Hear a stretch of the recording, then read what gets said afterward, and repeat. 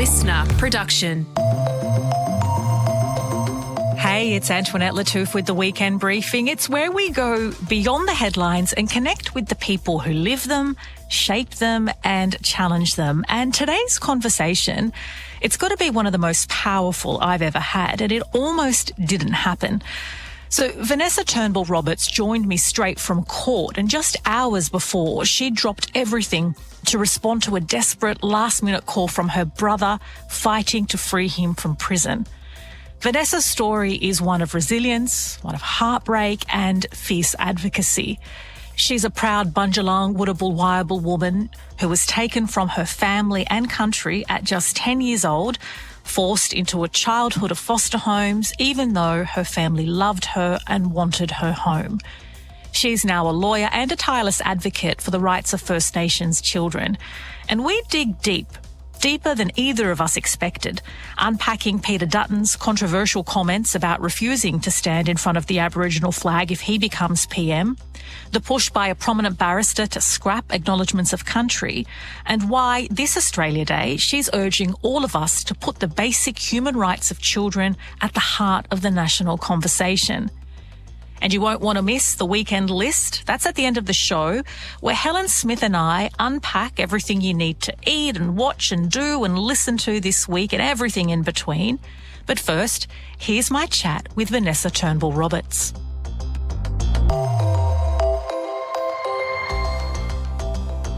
Ness, welcome back to the Weekend Briefing. So last May you were on the show chatting with Jamila Rizvi, and you had this really amazing, very vulnerable chat where you explained in detail the harrowing circumstances surrounding the removal from your parents as a 10-year-old. That interview also took place before the Voice to Parliament referendum.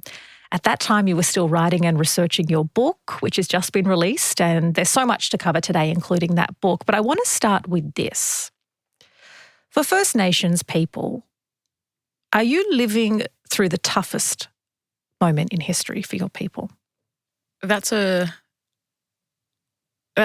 question that I probably say since the moments of invasion, our people have been living in that moment of hurt and pain and what the violent state has done to our people. So I wouldn't say I'm physically and personally living in the harshest moment right now, because I have to acknowledge, one, where I am personally, but two, actually what our ancestors and our mob actually had to face during those first moments of invasion.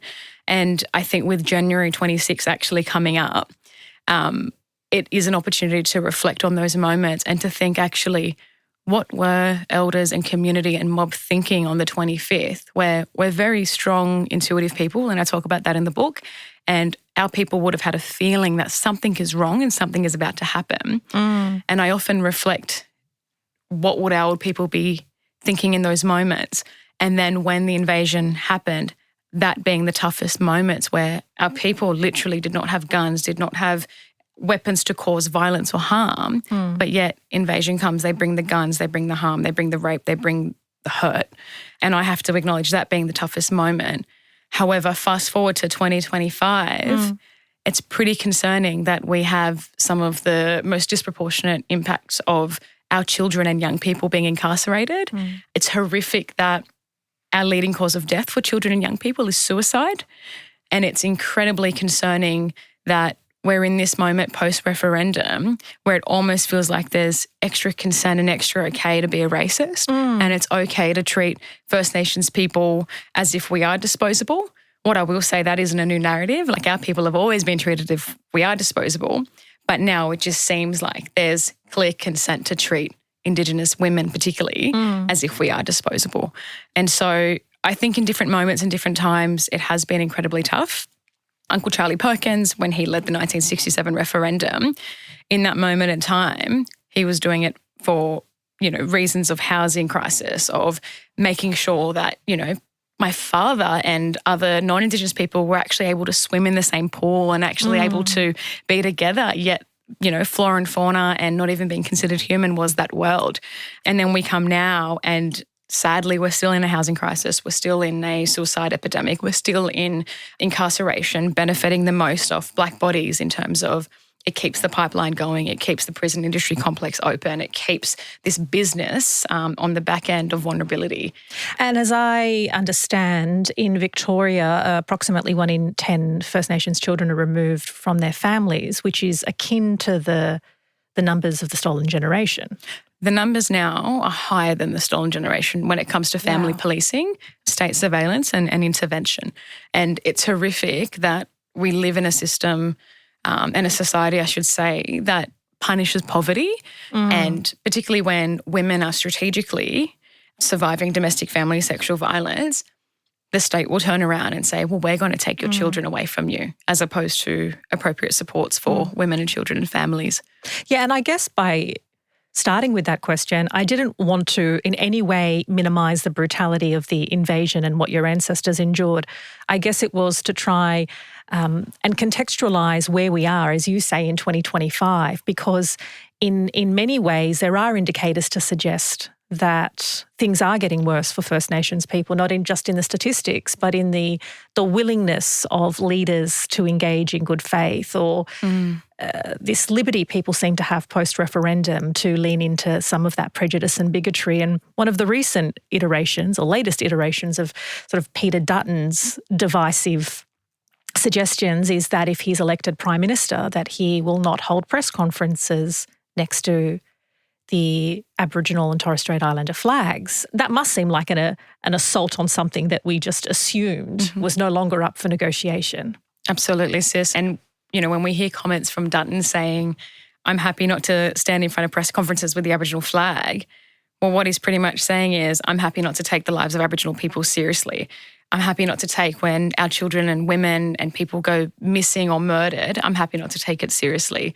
That rhetoric of not wanting to be inclusive or include our flag and where that came from in the fight, where only a few years ago there was legal arguments about whether we could actually use the flag and subscribe to that flag, you know, whether it was through clothing material or protest or movement, you had to gather consent to use the flag. And then it was won back by an incredible movement that said, hey, that's not on and it's unacceptable. And then we have leaders of the country, getting up there publicly just wanting to actively create the division. I think it's obviously known, but we saw the way the referendum opened up that can of worms in terms of the can of worms to further division, the can of worms to misinformation, and the can of worms of actually playing with other people's well-being, in the sense of if you're given doubt, you're likely to follow the side of doubt and misinformation, which is what we saw with the referendum. And Dutton is actually using that to his side. And we're also seeing it internationally used as well with the treaties. And we're seeing the way Donald Trump just got elected in the US. And make no mistake, this election period will be a model duplicate of the way the US operated and got to its position of where it is now. So what do you ask people to be mindful of going into an election? We know that the election will be called in coming weeks. Given what we've seen in the United States, given how we saw the politics of fear and division and doubt were used during The Voice, what's your advice to people in terms of how they navigate and how they digest what's going to be some pretty toxic and divisive stuff? Be ready to ask questions. If it seems a bit, how can that be possible? Trust that and really reflect on whether that is possible with what the leaders are saying. And if it feels out of touch, it probably is out of touch. My advice will be also vote like it's one of your siblings or your sons or your daughters that are actually going to be impacted by the next decision that you make. You know, I'm really worried for Indigenous lives in this election.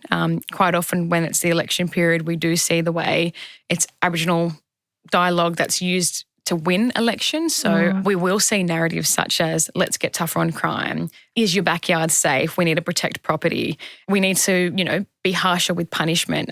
We need to make sure we're one again, which is, we're already seeing that dialogue happen with Dutton, right? And the flag and his way of weaponizing, so-called like unity and... Absolutely. Yeah. My call out to people to be cautious of is recognize that whoever we vote in is going to be the leader for the next 4 years. And it's going to have, whoever it is, potentially detrimental impacts on the lives of a lot of people, a lot of minorities, but also to just be reflective on the world that you actually want to see. So think about your privilege for a moment. Think about the dinner table conversations. Think about, that uncomfortable yarn that you might have with your nan or your pop or your brother and have that uncomfortable conversation and just be really prepared to just reflect on who it may impact. So it sounds cheesy, sis, but for me it's just like have a bit of care, have a bit of heart. And it might sound cheesy, but it also in theory sounds easy to ask people to care. But in many ways it seems people care more about knee-jerk reactions to things like an acknowledgement of country. We've seen a Victorian barrister saying that they have hidden agendas, and people who listen to acknowledgements of country every time they have a meeting on Skype or Teams or whatever it is they're using are like, yeah, why do we have to do that? And spend so much time and energy expended on these sorts of issues, which are kind of populist, rather than the systemic issues like caring about lives and well-being and culture. Like how does that sit with you? You say, it sounds a bit cheesy and just care, but the caring is the hard part. And I think the harder discussion, so if we were to have a national conversation about things such as mass incarceration of Black bodies, or if we were to have a conversation around the mass surveillance on family policing and stealing children and the professional kidnappers that get paid a significant salary to go and do so, if we were to have a national conversation about these topics, it would almost be too much for the nation, because actually it's putting something such as Indigenous lives being so systemically designed to see the outcomes that we're seeing. It puts the leadership on show, and it puts the leadership on how can we be such a progressive country, but yet actually we've got the first peoples of our lands treated as second-class citizens and not even taken seriously in our own country and lands. I think the acknowledgement of country and the debate around, where does that sit and what does that mean? Because I don't want to say an acknowledgement of country is a small thing. Yes, exactly. But I think it's one of those things where it's more palatable, I guess. Absolutely. And that's what I would say as well. This also is a conversation that seems to... But also you're on stolen land, so acknowledge it and, you know what I mean? Yes. Yeah. But I think also that challenges people too, even though it's palatable and it's, it's also something they want to jump on potentially because it's also challenging their conscience. So it's like, actually if we get rid of an acknowledgement, okay, then my mind doesn't have to think about the land I'm on and what I'm benefiting off. And actually I've got, private real estate and investment on these lands and countries. And then, actually I'm potentially part of the problem. So it's really easy to kind of go, if we get rid of it altogether, it doesn't have to be at the front. Because you'll hear people say, I'm sick of hearing it everywhere, or I'm sick of, why do I have to be welcomed in my own country? Yes, and that kind of sentiment and thinking spills over at this time of the year as well into Australia Day. I want to be proud to be Australian. Why does this have to be an assault on a country that I love? Where does that sit with you? You know what would make a great Australia? Not locking up children. Yes. It would make a great Australian? Not stealing children. It would make a great Australian? Not punishing children and young people for survival tactics and, going in and, I say stealing, like food, and punishing our children and young people where there is poverty. And I obviously talk a lot about children and young people because the little people are my heart. We need to talk about little people. We need to talk about young people and their rights. And we need to, get better at that. And when it comes to Invasion Day, that's an invitation. Will you be part of the invitation for actually acknowledging what Invasion Day is? We march, we come together, we celebrate our survival, and we're so proud because we are still here. But we have the right to mourn. We have the right to acknowledge actually the very first moments of genocide in our country, to acknowledge the enslavement of our grandmothers, our grandfathers, our aunties and uncles. But come and join us. Like, we don't hold marches or come together and say no one's not welcome. We actually hold it to say, come and learn a little bit about the land you're on, come and learn about the history, come and stand on the right side of history. And ethically, and I would say for someone's moral compass, it's an empowering thing to bring more connection together. And that connection is in those moments where we are challenged to think about, well, what does January 26 mean? What does Invasion Day mean? And come and be with us. And then when everyone starts to move in that journey of the truth, we will see things and see changes around that. Do we actually have to have this day at all? So I'm actually a very big believer in we need to abolish Australia Day and we actually need to come together and connect at moments where it is Invasion Day, and we have celebrations like Yarbin, and we have celebrations across every state and territory where all are welcome. So bring your families, bring your kids. Mob's going to look out for everyone, and everyone gets a plate. Sis, you're a woman of colour too. Like everyone gets a plate, everyone gets a feed, everyone's sorted, and so that's the mentality of that day for me. Is like everybody's welcome, but actually, do you want to be welcome to the truth, or do you want to be welcome to a performative image where actually you may be celebrating the genocide of a history and a land here, and again, the enslavement and the violence endured here. And it's an important day to also acknowledge those ancestors on that moment. And again, what we shared earlier, what were old people thinking on the 25th? And, there are sunset ceremonies that happen around the state and territory on the 25th that honour that moment of what were our old people doing. Let's bring healing, because that's who our people are. We're healers, we're caretakers, and that's all we want. We want to connect with people. So I invite the connection, and that's for all people, all walks of life. You talk about healing and caretaking, and I know that there are two things you take very seriously and you carry on from your ancestors and take that to family and community. And you've literally just joined me straight from court this morning where a family member unexpectedly is facing the justice system. Tell me how that played out. So very busy morning, but my brother did have court this morning, and it's one of those things where, and I talk about him in the book. I won't say his name for privacy reasons, but in the book I talk about my brother growing up with mental illness and the struggle of what it means to be an Aboriginal man that's consistently criminalised and targeted by policing. And in his circumstances, and for a lot of mentally ill people, he should have been taken to a hospital, he should have been given support, he should have been provided resources to back what he needed in that moment. But instead, my bro, he was incarcerated and placed into a private prison system where his needs weren't met. His medication wasn't given to him. And I actually, to be honest, there was the amazing Aboriginal Legal Service there, but I ended up doing a lot of the talking and representing for my brother. And speaking to the judge, he had this moment with me where he was just like, how has he not had his medication? And I responded and I said, well, Parkley's a private prison. I talk about private prisons in my book. And unfortunately, with the private prison system, a lot can go, when also public, but a lot goes missed. And unless you know advocacy tools on who to contact and who to get in touch with, it can be really hard for people inside to actually get that adequate support. And so that was me this morning, and that was, thankfully, my brother will be getting out. I can't say the same for many other people in terms of their supports and what they have advocating for them. But in terms of the process, the prison system, and we've just talked, a lot about the targeting of our people. That's very much still my family, my community. I might be in my position now, yes, but you don't forget where you come from, and you don't forget actually what's still happening. Well, that's the exact title of your book, Long Yarn Short. Yeah, we're still here. Yeah, where are you still? We're still here. We're still alive. We're still breathing if we're not killed. And I did the Long Yarn Short, we are still here, as like challenging that conversation where I've had with people and they're like, oh, do blackfellas, like, are there Aboriginal people in Australia? Right. We are still here. Like, we have survived. We have thrived where we can, and we're not going anywhere. So I took my reading of that. So it's interesting to hear you explain it. My reading of that is because you do talk about what you frame as family policing, and we're going to get into some of that language, and your experiences are being taken from your family and put in foster care throughout your formative years. My understanding of we are still here is we are still here fighting the removal from our families. We are still here dying in custody. We are still here not being given the tools to have community-led solutions rather than state-enforced and justice system-enforced solutions. We're still here. Yeah, I can see that. And because the whole book talks about actually that we are still here. Where are we going? Yeah, I feel into that deeply. Yeah. And the reason... I love that was taken away as read. And we have two different ideas. Absolutely. And both are still absolutely correct. Yeah.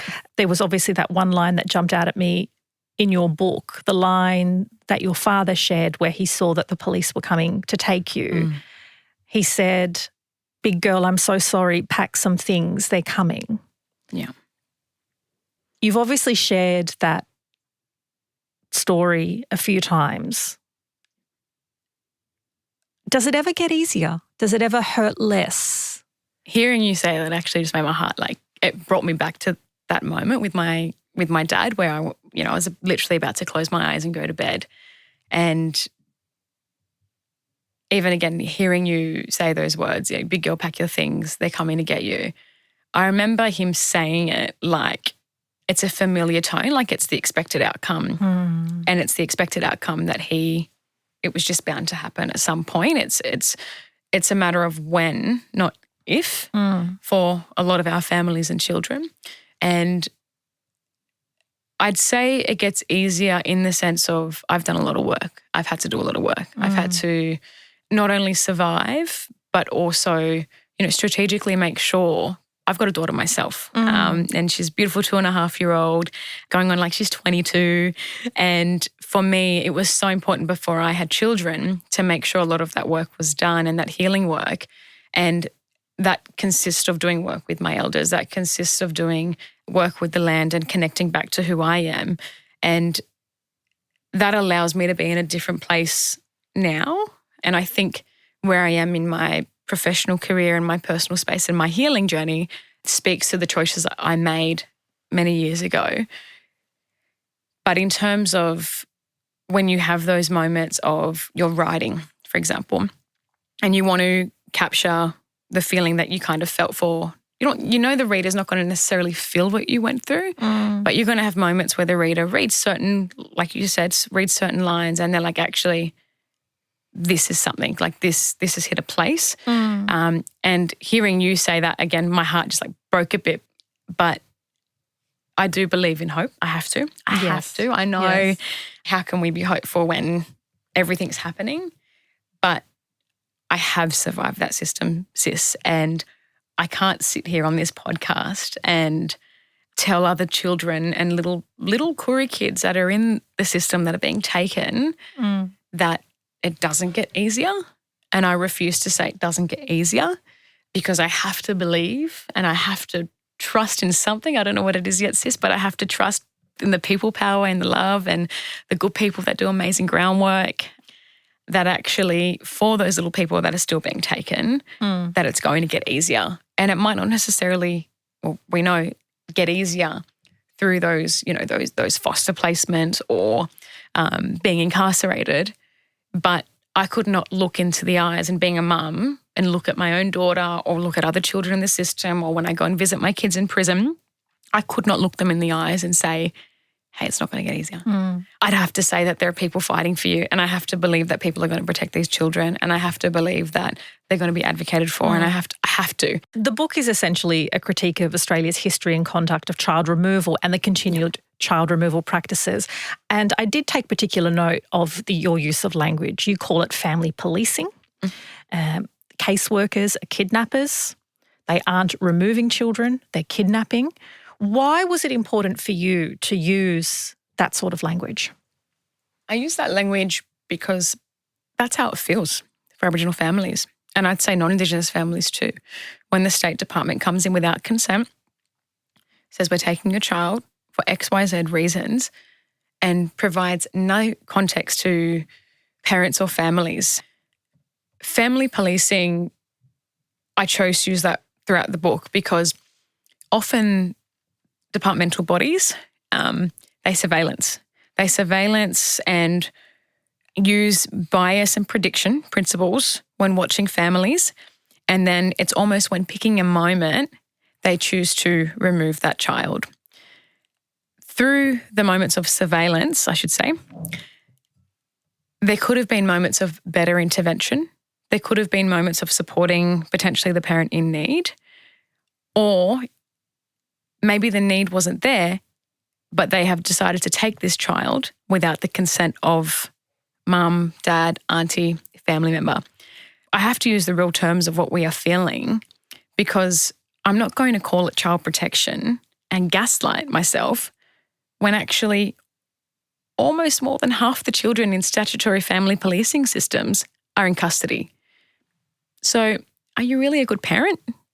Because is the child being protected? Is the child being protected when the result is custody, when they're not being formally diagnosed with their needs that they have in that moment, when they may have FASD, they may have ASD, they may have particular needs?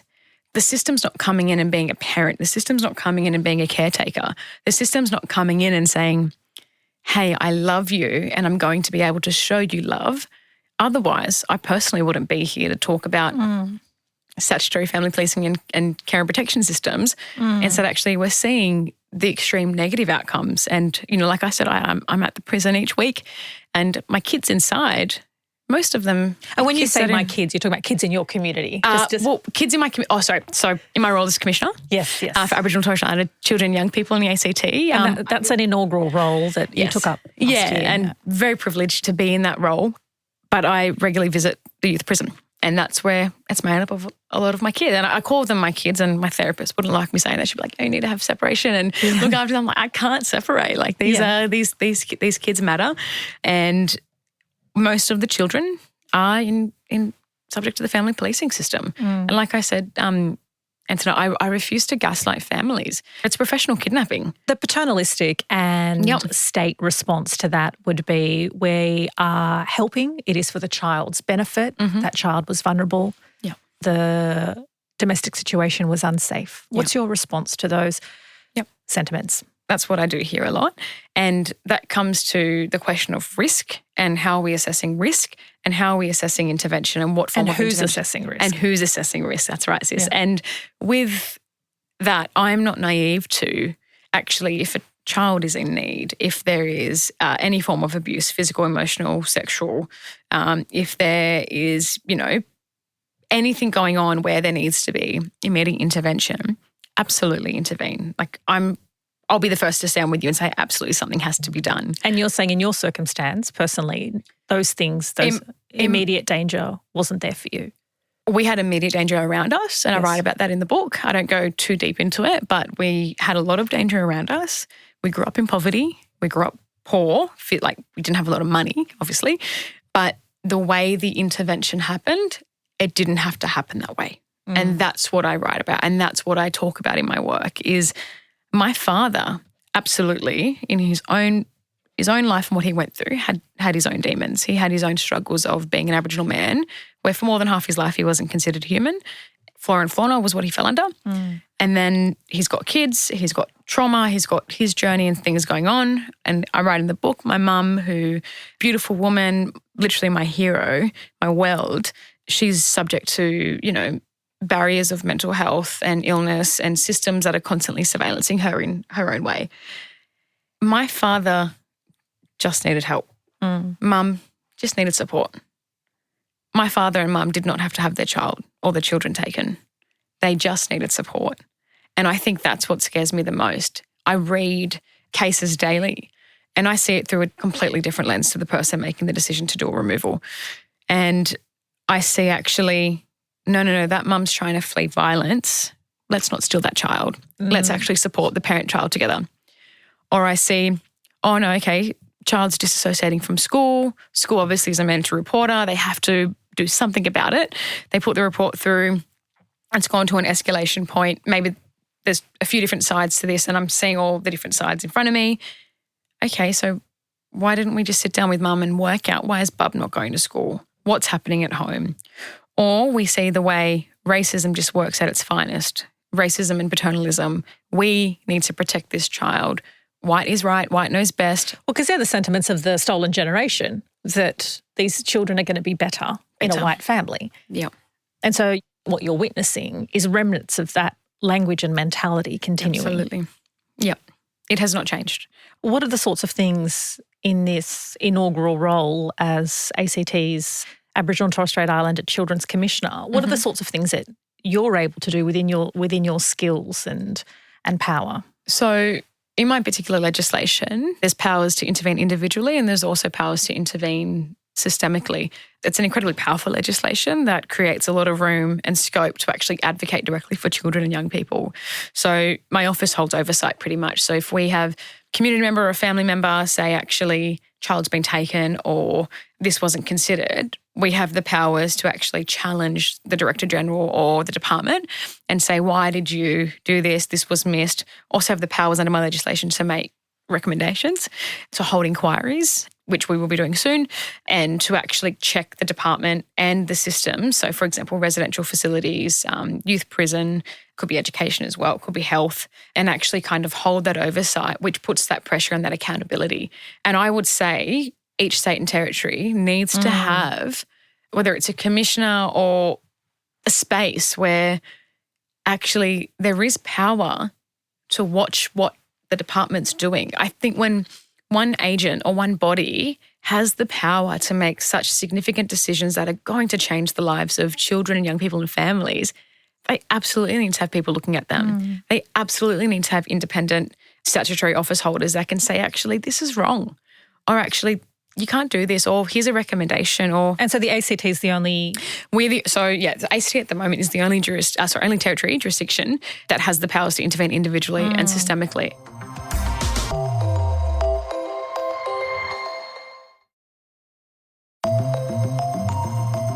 Something that really struck me was where you mentioned how throughout the many homes, foster homes you were put in, nobody asked you how you felt. Were you comfortable and what you wanted? Biggest problem, Antoinette, like I say, we don't listen to the voices of young people and children, these people in positions where they're social workers or they're also teachers, and they're in such important positions because they do matter and they do have a place and it's so important. But they're not necessarily trained on how to speak and interpret the unspoken language, but also they're not asking directly, what do you need in this moment of time? I know we need to be really considerate with each child and young person we're speaking to, and we cater to it, and you wouldn't throw heavy questions at a little person, and you have to, but being a professional is knowing how to do that job right. And I just remember going through foster placements, I should say. They weren't homes. They're not homes for me in my heart anyway. Every single birthday, my wish was literally up until 16, my wish from 11 to 16 was I just want to go back to my mum and dad.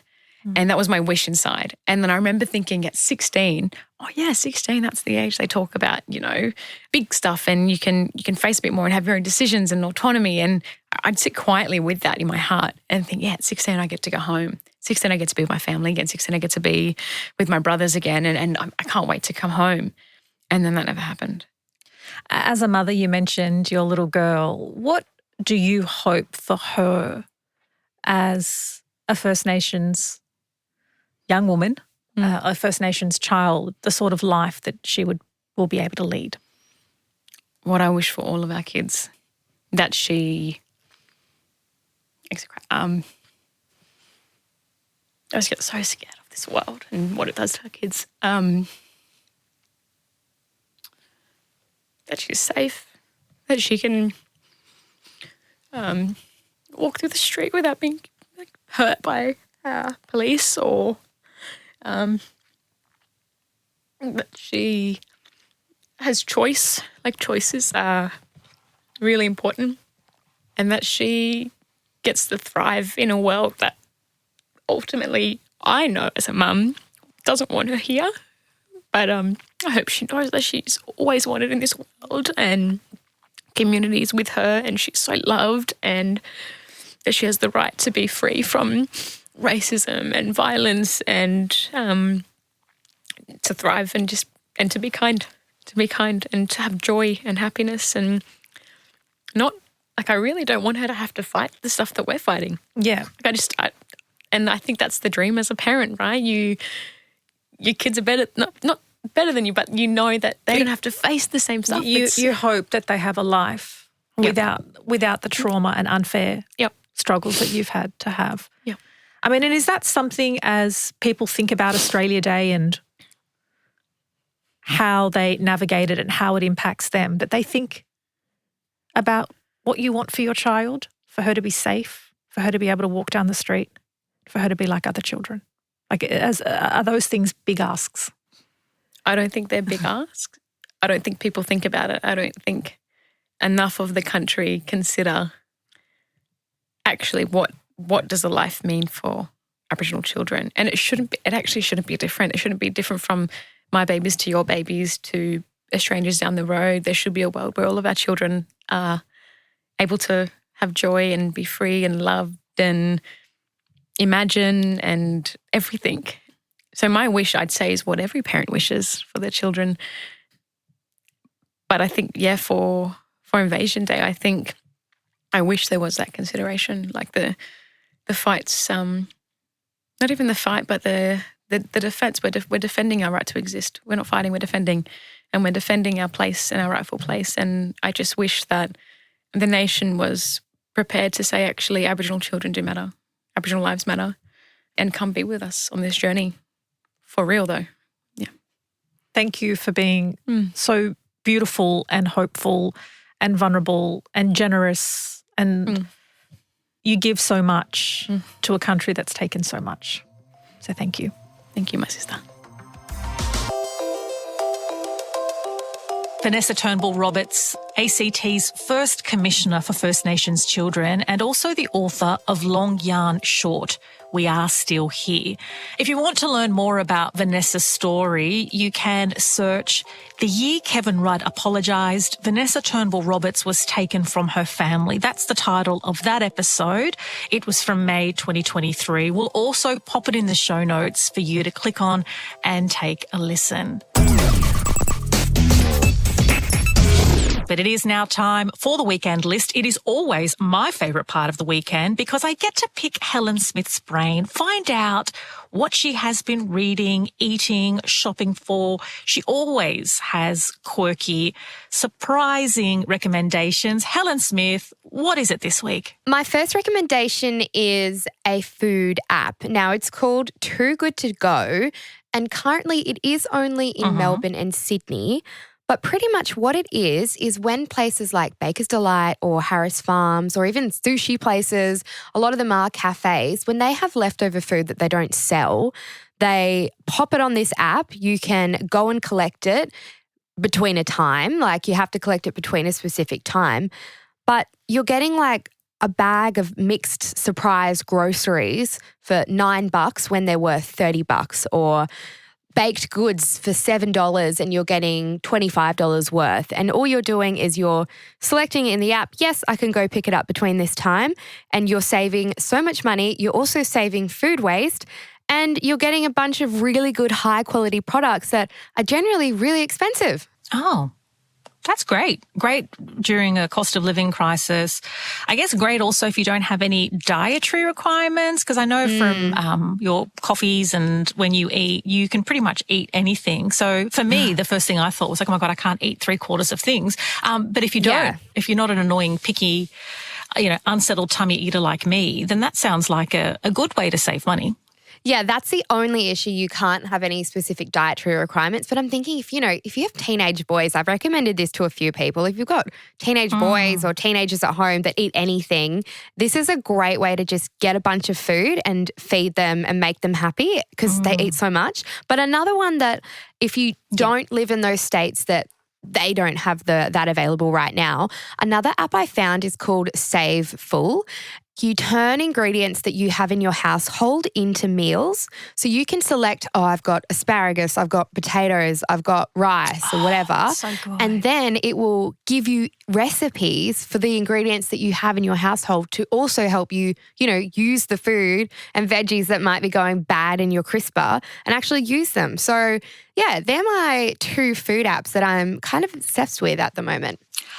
I think that second one is such a great idea because we throw out, and by we I mean just as Australians, we throw out so much produce because often when you grocery shopping, you're just like on autopilot and buying a whole bunch of stuff and not really meal planning or thinking about how you're going to use it. And so a lot of it ends up in the bin, and people aren't necessarily creative cooks. So that is a great recommendation. I definitely will be checking that one out. I also have a food recommendation. It is not a cost-effective or app-driven one like yours. It is just a recipe that I love. So when it comes to Lebanese salads, it is tabbouleh, which is the one that's known and is largely the fan fave. But for me, Fattoush is the underrated underdog, and it is super easy to make and is delicious and fresh and crunchy and also looks great to display. Have you ever had Fattoush?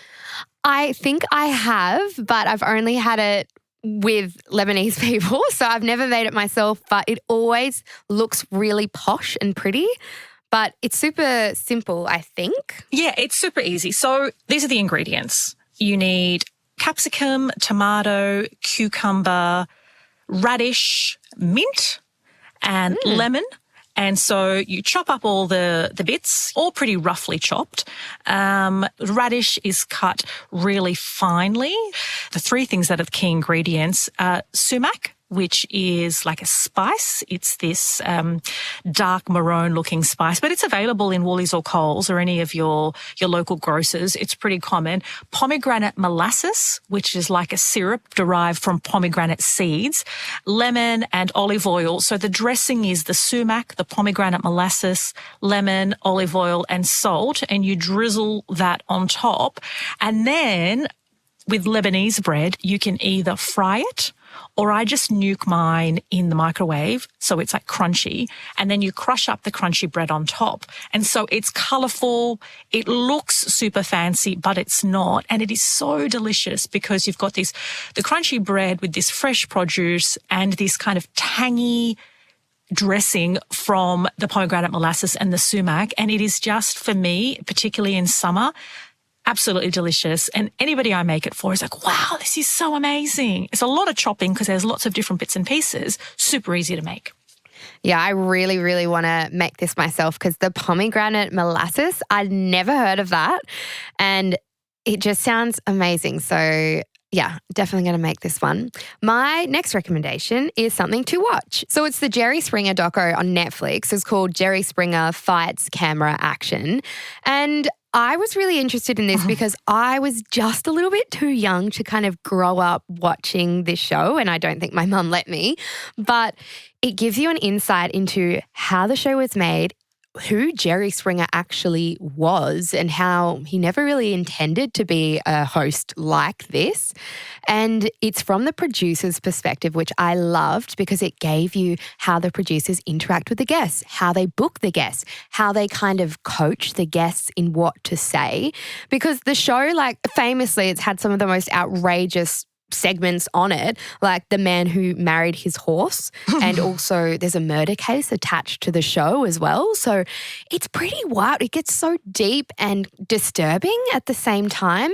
It's like reality TV before reality TV was a genre, right? Yes. And so for people who haven't watched Jerry Springer or don't know about it, it was like a talk show with a live audience, and Jerry Springer would have these guests come out and it'd be like, and now my stepmother, who I'm actually having a baby with, is going to come out, and then stepmother gets into a punch-on with somebody else on the stage and they have to separate them. So there's like so much drama in these crazy situations, which was essentially for daytime television. Yeah, and I think it really hit this market that television hadn't seen before because, as you said, the birth of the true reality show wasn't quite there yet. And then it was in competition with shows like Oprah, who were dominating. And so it really was ahead of its time. One thing that I did love from it was that one of the producers, I think he was the main producer, the head honcho, he kind of said, we want the show to be watchable without sound. So when you're flicking through the channels, we want it to grab you without even having the sound on. So that is so smart because that's exactly what we do with social media these days. So I understand how it got to where it is, but wow, was that show problematic, and it would not be made now. But surprisingly, it actually only finished up in 2018, which I thought was insane. Right. Where can we watch this? You can watch it on Netflix, but take it with a grain of salt. I wanted a bit more when I finished it. I did want a bit more juice. I wanted a bit more of the processes, but that just might be me as my producer brain. But it's really, really interesting. Jerry Springer Fights Camera Action. I will be checking that out because I do remember Jerry Springer, and I do remember thinking, God, how much is this real and how much has this been put on? And also there were times where I would watch it when I was at the doctor's and it would be in the waiting room and there would be no sound and you knew exactly what happened. Okay, so my next recommendation is far more sobering and far more real. And I don't often recommend books of people that I have interviewed because obviously I read a lot of books. I read a lot of books in my personal time. I read a lot of books for work. But Vanessa Turnbull-Roberts' book is an absolute must read. It is called, I mentioned earlier, Long Yarn Short, We Are Still Here.